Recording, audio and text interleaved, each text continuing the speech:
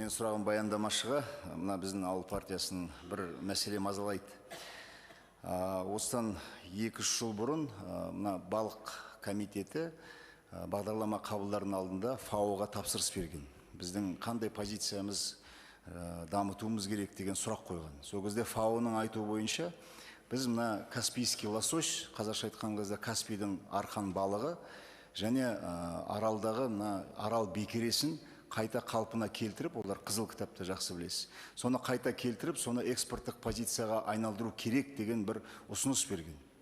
Енді ол кезде экология министрлігінде енді комитет сіздерге көшті. Міне осы қызыл кітапта тұрған балықтарды қайта қалпына келтіру бойынша жоспарларыңыз қандай, және бұл қабылданып жатқан заң оған қалай әсер ете алады?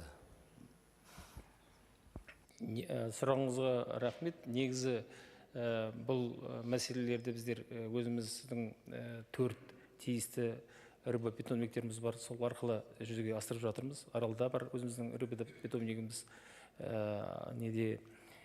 Атырау облысында, Атырау қаласында бар ірі питомниктер. Сондықтан осы мәселелермен біздер жүйелі түрде өзіміз айналысып жатырмыз. Негізгі мәселе қазір мынау заң шеңберінде осы инвесторларды тартатын болатын болсақ, осы анау шығып жатқан өзіміздің жаңағы шабақтарымызды осы инвестор ертең ірі питомниктің негізгі мақсаты сол шабақтар шығарып оны әрмен қарай молайту үшін сату ғой.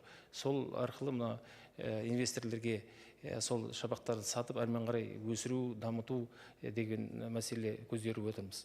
Негізгі нақты осы секторге біздің Ақтау облысындағы 4 қазір инвесторымыз бар. Олар осы тұрғанда өздерінің проектный смета документациясын жасап жатыр.